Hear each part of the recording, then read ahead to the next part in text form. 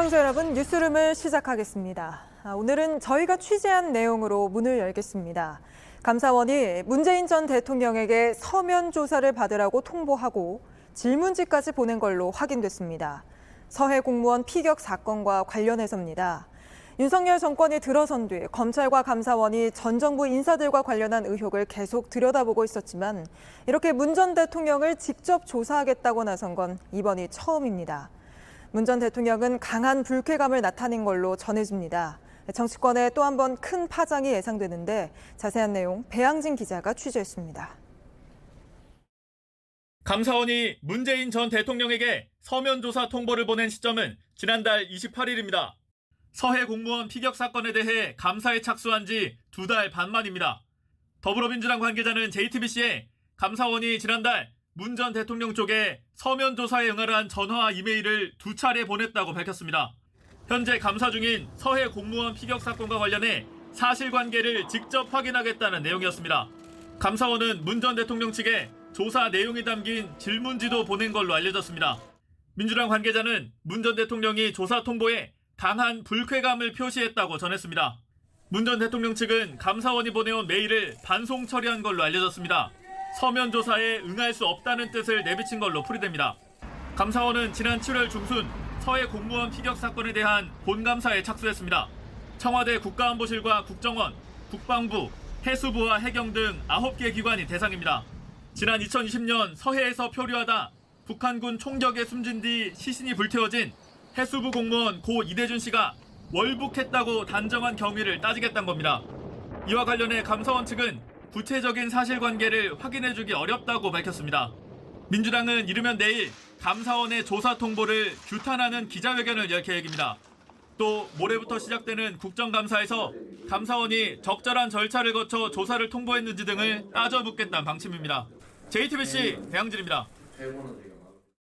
감사원이 문재인 전 대통령에게 보낸 질문지에는 첩보를 보고받은 경위부터 당시 어떤 지시를 내렸는지까지 상황을 구체적으로 묻는 질문들이 담겼다고 합니다. 민주당은 감사원이 문 전 대통령에게 과장급 실무자에게나 할 질문을 해왔다며 근거도 없이 전직 대통령을 욕보이고 있다고 거세게 반발하고 있습니다. 반면 국민의힘은 전직 대통령이라고 해서 감사받지 않을 이유는 없다며 의혹이 있으면 정권에 상관없이 조사해야 한다고 목소리를 높이고 있습니다. 계속해서 하예빈 기자가 보도합니다. 감사원이 문 전 대통령에게 보낸 질문지엔 서해 공무원 피살 사건 당시 상황에 대해 구체적으로 묻는 내용이 담긴 걸로 알려졌습니다. 문 전 대통령이 당시 첩보를 보고받았는지, 이후 어떤 지시를 내렸는지 등이 포함된 걸로 전해졌습니다. 민주당 관계자는 국장이나 과장급 실무자가 받을 만한 질문을 보내왔다고 했습니다. 감사원은 이번 서면 조사 통보 이전에도 이 사건과 관련된 이른바 윗선 파악에 집중해왔습니다. 지난 6월 중순 감사 착수를 발표한 뒤 7월 중순부터 본격적으로 감사를 시작해 국방부와 해양경찰청 등을 먼저 조사했습니다. 이후 지난달 말엔 박지원 전 국정원장과 서훈 전 청와대 국가안보실장에도 출석을 통보했고 끝내 문 전 대통령에게까지 조사 통보가 이어졌습니다. 민주당은 정치적 망신주기라며 강도 높게 반발했습니다. 문재인 정부 청와대 출신의 윤건영 의원은 도를 넘은 완전한 정치보복이라며 근거도 없이 전직 대통령을 욕보이는 거라고 말했습니다. 또 다른 핵심 관계자도 감사원은 민간인에 대해 조사할 권한이 없는 만큼 의도된 행위라고 비판했습니다. 하지만 국민의힘은 전직 대통령이라고 해서 감사받지 못할 이유는 없다고 맞받았습니다. 국민의힘 관계자는 반법치 행태에 대해서는 정권에 상관없이 단죄해야 한다고 했습니다. 그러면서 이재명 민주당 대표가 성남FC 후원금 사건에 가담했다는 의혹을 받고 있는 가운데 야당이 이번에도 실체를 덮으려는 정치 공세에 나선 거라고 주장했습니다. JTBC 하혜빈입니다. 위례 신도시 개발 특혜 의혹을 수사 중인 검찰이 최근 유동규 전 본부장, 남욱 변호사 등을 추가로 재판에 넘겼죠. 그 공소장엔 유 전 본부장이 남 변호사에게 미공개 정보를 흘리고 부동산 개발 사업을 계속하려면 이재명 시장의 재선이 중요하다고 말했다는 내용이 담겼습니다. 이재명 대표의 이름도 10여 차례 언급되지만 공모 여부 등은 담기지 않은 걸로 알려졌습니다. 자세한 내용 정종문 기자가 보도합니다. 위례 신도시 개발은 공식적으로는 2013년 5월 일시 정지된 상태였습니다. 이재명 당시 성남시장의 핵심 공약에 성남시의회가 반기를 들었기 때문입니다. 하지만 유동규 전 본부장은 남욱 변호사 등 민간 개발업자들에게 위례 신도시 사업이 계속 추진되고 있으니 준비하라며 미공개 정보를 제공한 것으로 검찰은 의심하고 있습니다. 또 위례 신도시 사업자를 선정하는 기준인 공모 지침서 작성에 민간 사업자 측 정영학 회계사가 참여한 것으로 조사됐습니다. 이후 남 변호사 정 회계사가 주도한 미래에셋 컨소시엄이 입찰에 참가해 2013년 12월 최종 사업자로 선정됐습니다. 공공기관 인사가 민간 개발업자들과 사실상 한 몸으로 움직인 것으로 검찰은 판단하고 있습니다. 검찰은 현재 진행 중인 대장동 개발 의혹 사건과 위례 신도시 개발 의혹 사건을 함께 재판해달라고 법원에 신청했습니다. 공소장엔 이재명 민주당 대표의 이름도 수차례 언급된 것으로 알려졌습니다. 2014년 지방선거 당시 유 전 본부장은 남 변호사에게 부동산 개발 사업을 계속하려면 이재명 시장의 재선이 중요하다고 말한 것으로 검찰은 파악했습니다. JTBC 정종문입니다. 윤석열 정부는 청와대를 개방하고 관리하는데 460억 넘는 예산을 편성했습니다. 그런 만큼 관리가 제대로 되고 있는지 지켜봐야 할 텐데요. 저희 취재 결과 이를 담당하는 문화재청 산하기관이 취업 규칙조차 없는 외부 업체에 청와대 관리를 맡긴 걸로 파악됐습니다. 최승기 기자입니다. 일반에 개방한 청와대에서 경비와 청소 등 시설 관리를 하는 건 4개 외주 업체 약 150명입니다. 차질 없는 일반 관람을 목표로 하는 행사 진행 업체들입니다. 저희는 오픈할 때부터 막아놨어요. 여기서 일하는 한 노동자의 근로계약서입니다. 당연히 있어야 할 휴일, 연차 휴가 규정이 보이지 않습니다. 보수에 대해서도 기본급과 수당 등 세부 내역이 빠진 경우도 있습니다. 외주업체 4곳 중 3곳은 취업규칙마저 없었습니다. 명백한 근로기준법 위반입니다. 서울 강남에 있는 한 업체를 직접 찾아가 봤습니다. 근로기준법 위반 배경을 물어봤습니다.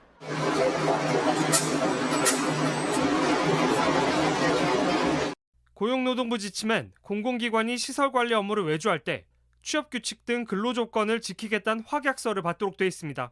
하지만 외주업체를 선정한 문화재청사나 한국문화재재단은 이런 지침이 있는지 몰랐다 밝혔습니다. 고용부 관계자는 JTBC에 어떻게 취업규칙도 없는 회사와 계약했는지 이해하기 어렵다고 말했습니다. 정부가 만든 근로자 보호 지침을 한 번만 검토했어도 이렇게 부실하게 운영되지는 않았을 것입니다. 얼마나 준비 없이 개방됐는지를 보여주는 것이라고 생각합니다. 문화재재단 측은 업무 실적 등을 고려해 계약을 진행했다며 각 업체에 취업규칙을 마련하도록 권고했다고 밝혔습니다. JTBC 최승기입니다. 인도네시아 축구장에서 끔찍한 일이 일어났습니다. 축구 경기가 끝나고 진 팀의 팬들이 난동을 부리면서 200명 가까이 숨졌습니다. 지금까지 집계된 사망자는 174명이지만 다친 사람도 많아서 사망자는 여기서 더 늘어날 걸로 보입니다. 백민경 기자입니다. 경기장에 있는 한 선수를 향해 관객들이 달려듭니다. 그라운드 안쪽으로 뭔가를 던집니다. 관객 수백 명이 그라운드로 쏟아졌고 경기장은 순식간에 아수라장이 됐습니다. 급기야 경기장 한쪽에선 연기가 피어오르고 경찰이 최루탄으로 맞서자 관객들은 더 흥분합니다. 어젯밤 인도네시아 자바에서 열린 프로팀 아르마와 페르세바야의 경기입니다. 아르마는 2대3으로 페르세바야에 졌는데 홈 경기장에서 패배한 건 23년 만입니다. 그러자 열성 팬 3천여 명이 화가 나 벌인 난동입니다. 이 사건으로 경찰 2명을 포함해 지금까지 174명이 숨졌습니다. 경기장에서 미처 못 빠져나온 일부 선수들도 팬들에게 구타당했습니다. Rasa kekecewaan itulah yang menggerakkan para penonton turun ke tengah lapangan dan berusaha mencari para pemain dan ofisial untuk menanyakan kenapa sampai kalah atau melampiaskan. 폭력 사태는 경기장 밖으로도 이어졌습니다. 경찰차를 부수고 불까지 질렀습니다. Iya jatuh. Iya, bukan cuma di dalam aja Mbak. Di luar juga penuh gas air mata. Di warung semua juga ditembaki semuanya. 모차마드 이리아완 인도네시아 축구 협회장은 일어나서는 안 될 참혹한 사태가 발생했다며 리그 경기를 일주일간 중단하기로 했습니다. 이번 사건은 세계 축구 역사상 두 번째로 많은 사상자를 낼 걸로 예상됩니다. 가장 많은 사상자는 지난 1964년 페루와 아르헨티나의 올림픽 출전 예선 경기였습니다. 판정에 불복한 관중이 이때도 경기장으로 뛰어들면서 326명이 숨졌습니다. JTBC 백민경입니다. 약 2달밖에 안 되는 짧은 기간 동안 미성년자를 11명이나 성폭행한 김근식이 2주 뒤면 출소합니다. 김근식이 사회로 나와 또 범죄를 저지르진 않을지 두려움이 커지고 있는데요. 우리 아이들 등교 시간은 밖으로 못 나가게 하는 조치가 추가됐습니다. 김한수 기자입니다. 김근식은 지난 2006년 2달여 동안 인천과 경기 일대에서 미성년자 11명을 잇따라 성폭행했습니다. 앞서 김 씨는 성폭력으로 5년을 복역했는데 출소 뒤 한 달도 안 돼 연쇄 성폭행을 저질렀습니다. 결국 재판에서 또다시 징역 15년을 선고받고 대전교도소에서 복역 중입니다. 오는 17일 형기가 끝납니다. 출소가 다가오면서 김 씨가 또다시 범죄를 저지를 거란 걱정의 목소리가 높아지고 있습니다. 지난해 대구지법 포항지원은 김근식에게 전자발찌 10년 착용을 결정했고 최근 서울 남부지법은 김 씨의 외출 금지 시간을 3시간 더 연장했습니다. 기존 오후 10시부터 오전 6시에서 오전 9시까지로 늘어난 겁니다. 아동과 청소년이 등교하는 시간대까지 외출을 금지해 김근식의 재범을 막겠다는 겁니다.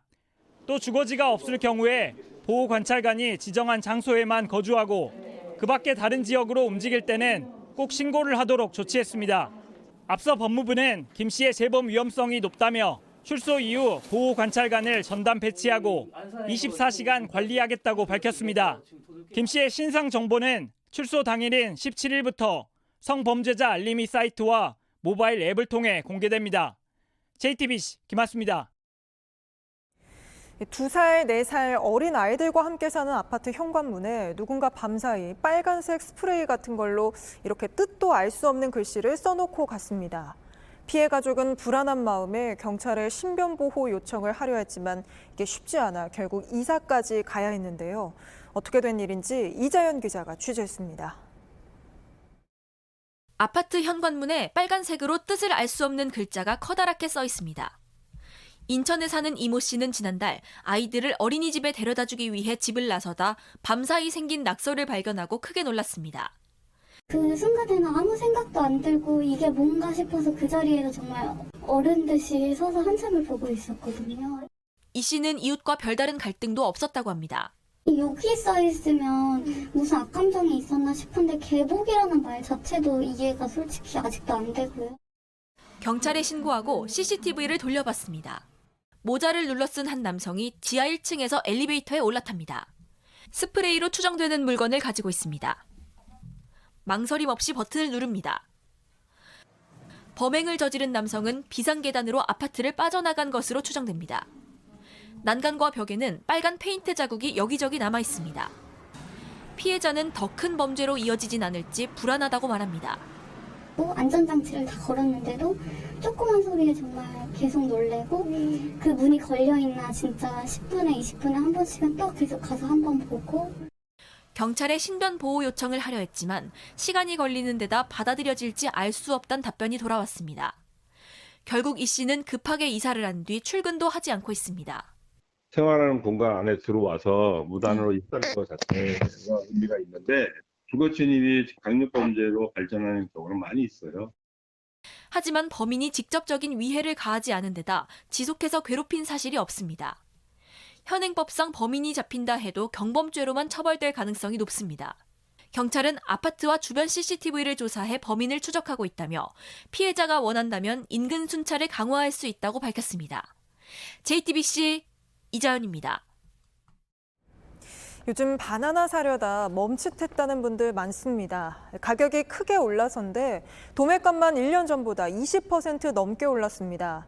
치솟는 환율에 바나나뿐 아니라 체리, 파인애플, 수입 과일 가격이 모두 오르고 있는데요. 김도훈 기자가 보도합니다. 서울 시내 한 대형마트 과일 코너입니다. 바나나 한 송이를 이리저리 살피던 고객은 결국 가격표를 확인하더니 내려놓습니다. 보통 3,000원대에서 4,000원대를 오가던 바나나 한 송이 가격은 현재 5,480원입니다. 예전보다 가격이 많이 올라가지고 그것도 지지를 못한다고 세일 안 하면 좀 묵묵해요. 가장 큰 원인은 환율입니다. 원달러 환율이 1,430원 넘게 오르자 수입식품, 그중에서도 수입 과일 가격이 크게 오른 겁니다. 생산비에 물류 비용이 올랐는데 환율까지 치솟아 수입 단가가 폭등한 겁니다. 도매 가격 기준 바나나는 한 달 사이 8.5%, 1년 전보다는 20% 넘게 뛰었습니다. 체리와 망고, 파인애플도 한 달 사이 가격이 10% 올랐습니다. 부담을 느낀 시민들은 수입 과일 대신 사과나 포도 등 국산 과일로 눈을 돌립니다. 과일값이 너무 비싸가지고요. 예전만큼 손에 쉽게 가진 않았습니다. 마트도 수입 과일보다 수급이 원활하고 가격도 안정적인 국산 과일 품목을 늘리고 있습니다. 고물가와 고금리에 고환율까지 당분간 수입 먹을거리 전반의 가격 상승세는 계속 이어질 전망입니다. JTBC 김도훈입니다.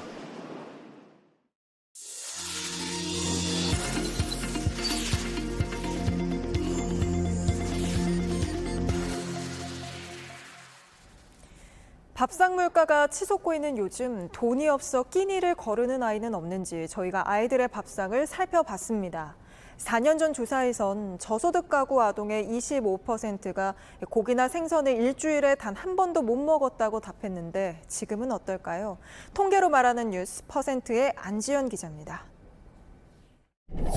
결식 아동 관련해 저희가 가장 먼저 주목한 퍼센트는요. 바로 25%. 4년 전 보건복지부가 실시한 아동 종합 실태 조사에서 주 1회 고기나 생선을 먹지 못한다고 답한 아동은 저소득층의 경우 응답자의 25.5%, 약 4분의 1이나 됐습니다. 일반 가구 아동의 경우엔 1.7%였으니까 14배나 되는 수치입니다. 게다가 신선한 과일을 주 1회 먹지 못한다고 답한 수급 빈곤 가구의 아동들은 32%가 넘었습니다. 1.8% 수준인 일반 가구와는 역시 큰 격차였습니다. 그런데 4년이 지난 지금 상황도 크게 다르진 않았습니다. 우선 급식 카드를 쓰는 아이들은 여전히 편의점에서 끼니를 가장 많이 해결하고 있었습니다. 17개 지자체 가운데 3곳을 제외하곤 급식 카드를 편의점에서 사용한 비율이 가장 높았고 그 비율이 많게는 70%에 육박했습니다. 문제는 급식 카드로 결제가 되는 품목만 아이들이 솎아내기가 쉽지 않다는 겁니다. 함께 편의점에 가봤습니다. 이상하다. 급식 카드로 결제 불가능이 때문에 딴 거 해봐. 컵라면은 결제가 되지만 매운맛이면 안 되고 탄산음료 역시 결제가 안 됐습니다. 또 다른 편의점에선 이번엔 캔음료가 결제 불가 품목이었습니다. 지자체마다 건강상의 이유로 빙가류나 과자, 커피 등의 결제를 제한하고 있는데 제품이 워낙 다양하다 보니 결제가 되는 것만 선택하기가 쉽지 않은 겁니다. 결국 결식 아동으로 낙인이 두려운 아이들은 급식카드 쓰기를 주저하게 된다고 말합니다. 밥을 먹으려고 들어갔는데 안 된다는 거예요. 그래갖고 왜 안 되냐 했는데 실패가 뜬다고 이래갖고 못 먹었어요. 너무 당황했고. 편의점이 아닌 가맹점으로 등록된 일반 음식점에서도 급식카드를 쓸 수 있습니다. 하지만 가맹점 수는 지역으로 갈수록 턱없이 부족합니다. 편의점 이용 비중이 높은 인천의 경우 가맹점 수는 4,200여 개 수준으로 약 10만 개가량인 서울의 4% 수준에 그칩니다. 가맹점이 많이 없다 보니까 못 챙겨 먹어요. 그래서 혼자 결제해서 밥을 먹고 이런 건 좀 거의 불가능한가요? 거의 다 불가능하죠. 지리상도 너무 멀고 하니까 그게 잘 안 되는 것 같아요. 끼니당 급식카드 지원 비용은 서울과 부산 일부 지역이 9,000원으로 가장 높지만 7,000원인 곳이 17개 지자체 가운데 12곳으로 대다수입니다. 가파르게 오른 현재 물가를 생각하면 7,000원에 먹을 수 있는 음식이 별로 없습니다. 여기에 금액을 떠나 아이들이 스스로 균형 잡힌 식단을 찾아 먹기 어려운 것도 문제입니다. 때문에 급식 단가만 올려 공급 편의주의에 그쳐서는 안 된다는 목소리가 함께 나옵니다. 그때그때 아이들이 원하는 것만 먹게 하는 것은 균형 있는 이 식사가 된다고 보기는 어려운 것이죠. 공급자가 가장 편리하게 그냥 행정 편의주의적이다. 일주일에 한 끼 정도만이라도 균형 있게 먹을 수 있게 도와준다든가. 급식 카드 하는 아이들을 위해서 조금 영양분이 있는 걸로 만들어서 편의점은 가까우니까 찾아가는 서비스를 하면 어떨까. 우리나라의 결식 아동은 현재 30만 8천여 명. 아이들은 스스로 결제하기도 어렵고 주변 가맹점을 찾기도 어려워 여전히 균형 잡힌 따뜻한 한 끼를 제공받지 못하고 있었습니다. 지금까지 퍼센트의 안지연이었습니다. 이탈리아에선 무솔리니가 파시즘 정권을 수립한 지 100년이 되는 올해 극우 총리가 등장했습니다. 여자 무솔리니로 불리는 조르자 멜로니가 이끄는 극우 정당이 총선에서 승리한 건데요. 과거 인종차별적이고 유럽 통합에 반대하는 발언을 한 전력이 있는 만큼 당장 반러시아 전선에 균열이 오는 건 아닌지 전 유럽이 긴장하고 있습니다. 월드뉴스 W 윤서령 기자입니다. 총선 과정에서 조르자 멜로니는 강한 이탈리아를 강조했습니다. Perché noi invece vogliamo un'Italia forte, seria e rispettata nel contesto internazionale. 올해 45살의 미혼모 멜로니가 이끄는 이탈리아 형제들은 무솔리니를 추종하는 네오파시즘 정당의 로고를 그대로 쓰고 있습니다. 슬로건은 하느님, 조국, 가족입니다. Sono una donna, sono una madre, sono italiana, sono cristiana. 동성 육아에 반대하는 집회에서 한 이 연설은 멜로니를 일약 스타덤에 올렸습니다. 15살 때 네오파시즘 정당에서 정치를 시작했습니다. Moi je crois que Mussolini c'était un bon politicien. C'est-à-dire que tout ce qu'il a fait pour l'Italie. 베를루스코니 내각에선 청년 담당 장관으로 최연소 강요로 발탁됐고 반동성애, 반이민, 반유럽 통합을 주장해왔습니다. 지난 7월 드라기 내각이 실각하자 이번 총선에서 우파 연합으로 승리를 이끌었습니다. 무솔리니가 집권한 10월 로마 진군 사건 100주년을 앞두고 여자 무솔리니 총리의 등극이 현실이 된 겁니다. 10년 동안 지금 유럽 정치가 커다랗게 변화를 하면서 거기서 이제 극우 정당들이 주요 국가들에서 다 부상을 하고 있거든요. 올해 이제 선거했던 이제 뭐 스웨덴이나 그런 데서도 극우 정당이 다 선전을 했고 이 기존의 이 중도 좌파, 중도 우파 중심의 유럽의 이제 정당 정치가 이 세계화의 그늘을 제대로 대변하지 못했기 때문에 이탈리아의 8월 물가 상승률은 전년 대비 9%. 에너지 가격 상승과 인플레이션으로 피폐해진 유권자의 마음을 파격적인 가계 지원책으로 사로잡았습니다. An important share of the Meloni electorate is low educated. So primary level of education supporters, but at the same time middle class. So we are talking about the classical right-wing electorate. 독일 슈테른즈는 멜로니는 유럽에서 가장 위험한 여성이라면서 이탈리아가 흔들리면 EU가 흔들린다고 경고했습니다. 대규모 감세를 앞세운 멜로니 정권이 당장 우크라이나에 대한 군사적인 지원이나 러시아 추가 제재 등에 비협조적으로 나올 수도 있기 때문입니다. What we might have is a more nationalist and protectionist government, which will maintain probably the same line related to international relationship of. 멜로니 집권에 대해 이탈리아 내에서도 우려의 목소리가 높습니다. A me proprio non mi piace, però è quello che ci serve all'Italia, nel senso che gli italiani sono stupidi. C'è un paese di scemi l'Italia. Perché vabbè io ho idee strane, nel senso dopo il Covid la guerra per esempio non bisogna farla. 유럽연합 경제규모 3위의 대국 이탈리아. 어디로 튈지 모르는 골칫덩이가 될 수도 있다는 분석이 나오고 있습니다.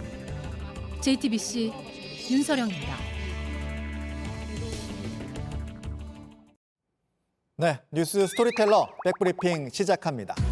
국군의 날 기념식 행사인데 중국 장갑차 사진이 갑자기 툭 튀어나와서 논란이 됐습니다. 네, 어제 10월 1일은 건군 74주년을 기념하는 국군의 날이었죠. 기념식장에는 K2 전차를 비롯해서 우리 군의 주력 무기들이 전시가 됐고요. 하늘에서도 스텔스 전투기 F-35 등 다양한 공중 전력들이 등장했습니다. 그리고 동영상으로 구체적인 재원이 극비 사항인 현무 미사일 발사 장면도 공개가 됐습니다. 세계 최대의 탄도 중량을 자랑하는 고위력 현무 탄도 미사일도 포함되어 있습니다. 그리고 또 빠질 수 없는 게 있죠. 육해 공군 합동 특공 무술과 격파 시범이 있었습니다. 자, 이렇게 분위기가 무르익은 가운데 짧은 영상이 공개가 됐는데요. 다음은 우리 국군 장병들의 조국 수호에 대한 결연한 의지를 담은 영상을 보시겠습니다. 네, 결연한 의지를 담은 영상에서 중국 장갑차 사진이 등장을 한 겁니다. 문제의 장면은 육군, 해군, 공군, 해병대를 차례로 소개하는 부분에 있었는데요. 맨 처음에 육군 장면, 우리 군 장병 오른쪽에 있는 장갑차들이 일렬로 달리고 있는 사진. 네, 이게 중국 군대에서 운용하는 장갑차였던 겁니다. 중국 인민해방군 육군을 소개하는 똑같은 사진이 있다는 지적이 온라인 커뮤니티를 중심으로 잇따라 나왔습니다.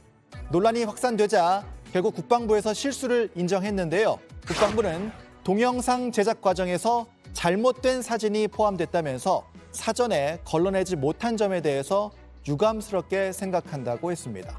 또 이런 일이 재발하지 않도록 각별히 유의하겠다고 밝혔는데요. 단순 실수라고 할 수도 있겠지만 중국 장갑차가 등장한 동영상의 제목이 국군의 결의였으니까요. 우리 군의 결의를 무색해하는 큰 실수가 아니었나 생각이 듭니다. 하나 더 준비했습니다. 러시아의 병합 선포 하루 만에 우크라이나가 영토를 탈환했습니다. 영상부터 보시죠. 우크라이나 대통령 비서실장이 트위터에 올린 영상인데요. 우크라이나 군인 2명이 국기를 흔들고 기뻐하면서 국기를 도시 표지판에 묶어두고 있습니다. 또 다른 영상도 보겠습니다. 우크라이나 군인이 러시아 표지판을 거칠게 떼어내고 내동댕이 치는 장면도 볼 수가 있습니다. 네, 여기가 어디냐면 우크라이나 동부 르한스크주 북쪽의 관문 도시인 리만입니다. 그간 러시아가 점령하고 있었던 곳인데 우크라이나 군이 다시 되찾는데 성공을 한 겁니다. 러시아 언론도 러시아 군이 리만 거점에서 철수했다고 보도를 했습니다. 특히 러시아가 합병 선언을 한 지 하루 만에 우크라이나가 도시 한 곳을 탈환하는 데 성공을 한 건데요. 푸틴 러시아 대통령은 주민 투표를 거쳤다면서 도네츠크, 루안스크, 자포리자, 헤르손 등 우크라이나 4개 주에 대한 합병을 선언하고 이 지역들을 러시아로 편입하는 조약에 서명을 했었죠. 이 주민 투표가 말이 투표지 사실상 강제 투표라는 지적도 많았습니다. 비밀 투표라는 원칙도 없어 보이는데요. 선관위원이 투명 투표함을 메고 집집마다 찾아다니면서 투표 용지를 받는 모습이 공개가 됐었죠. 이렇게 해서 러시아 정부는 러시아 편입 찬성률이 지역별로 87에서 99%라고 밝혔는데 우크라이나와 서방은 가짜 투표를 규정하고 인정하지 않겠다고 했습니다. 자, 결국 병합 선포 하루 만에 리만 지역에서 퇴각하면서 푸틴 입장에서는 체면을 구기게 됐지만 동시에 푸틴이 병합된 영토를 지키기 위해선 핵 사용도 가능하다고 한 만큼 핵 전쟁에 대한 전 세계적인 불안감도 더욱 높아지고 있습니다. 오늘 백브리핑 여기까지입니다.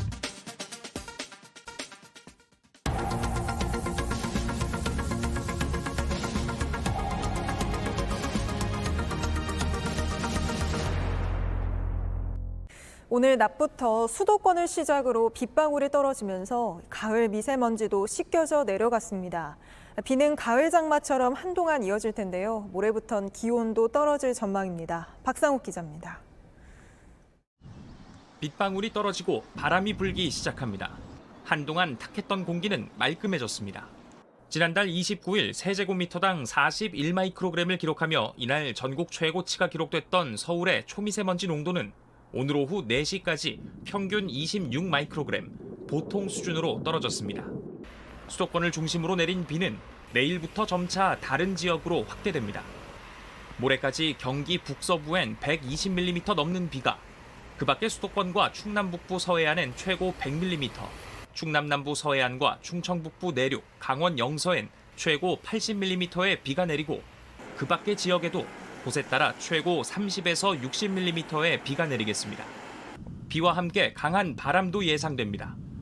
기상청은 내일 전국 곳곳에 순간풍속 초속 15m 안팎의 바람이 불고 밤부턴 강원 산지와 도서 지역에 초속 20m 넘는 강한 바람이 불 것으로 내다봤습니다.